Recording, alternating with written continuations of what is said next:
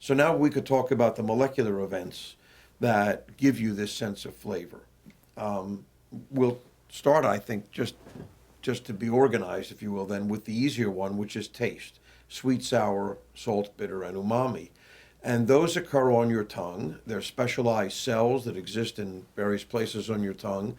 Actually, I should point out that more than 90% of the tissue of your tongue has nothing to do with taste. The taste cells, the cells that are sensitive to these various tastes, occupy really a relatively small part of your tongue.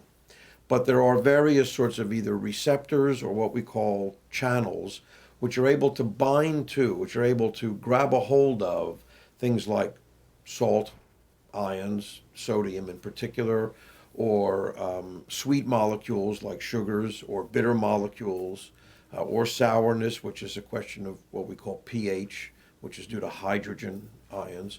And they're able to grab a hold of these particular kinds of particles. And when they do so, they signal through the cell, through the rest of the taste cell.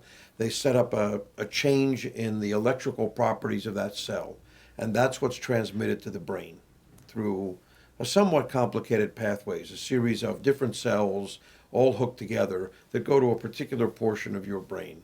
And when one of those cells is active, your brain says, ah, this is salty, or, ooh, that's bitter, or this is a bit sour. And so that's how at least those tastes, those very basic tastes are transmitted to your brain. Now, along with that, when you chew food up, your sense of smell becomes very important. Our sense of smell is mediated by a tissue way up in the nether reaches of the nasal cavity, the way back up in our nose. Um, it's a thin tissue, a very thin, we call it an epithelium, but that just means a very thin tissue that lines a bone way up in your nose here. And it has cells in this tissue which are sensitive to various odors. Now, there are two ways odors can make it into our nose.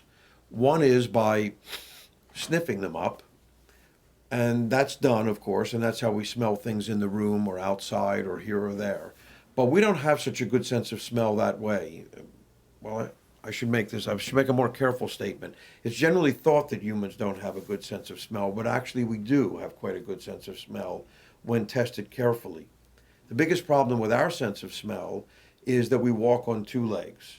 And all the good odors are 8 or 10 inches off the ground, and we have our noses stuck up here at 5 or maybe 6 feet, if you're lucky, in the air, where we just don't come into contact with odors. And of course, we don't do certain behaviors that other animals that we think are more sensitive to smells do. I always joke that dogs are supposed to have a great sense of smell, but frankly, that greeting thing they do doesn't really look like a great sense of smell to me.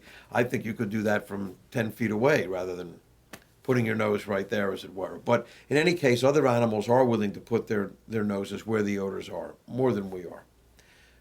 The one exception to that is in the area of flavor, and indeed humans have a very, very discriminating palate when it comes to food, much more than many other animals.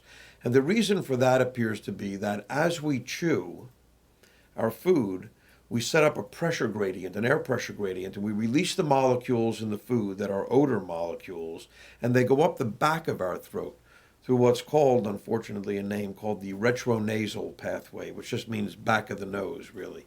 But in any case, this retronasal pathway takes the odor molecules that are released by chewing the food and pushes them up the back of the nose and right directly onto the epithelium in the back of your nose. And this is why we then include olfaction as part of flavor, because we get a great deal of the sense of flavor, the quality of flavor of a substance from the olfactory input. Take a jelly bean of any old flavor at all. I always find it works best with grape or cherry, but any old flavor at all will do. Hold your nose and put the jelly bean in your mouth while you hold your nose. Continue holding your nose, and then chew up the jelly bean, but don't swallow it. Your sensation will be, if you think about it, will be of a kind of a gloppy sweetness. That is, your sweet receptors on your tongue will be working, and you'll know it's sweet, and your feel or touch receptors all in your mouth will catch the texture of it. But it won't have any of that cherry or grape flavor. Then after you've chewed on it for a little while, and while it's still in your mouth, just open your nose and actually breathe out. It's even more effective if you breathe out. And I guarantee you that you'll be shocked to find that suddenly the flavor of grape or cherry or lime or whatever it is appears as if out of nowhere. And that, I think, is a clear demonstration that it's really in your nose that you catch much of the flavor.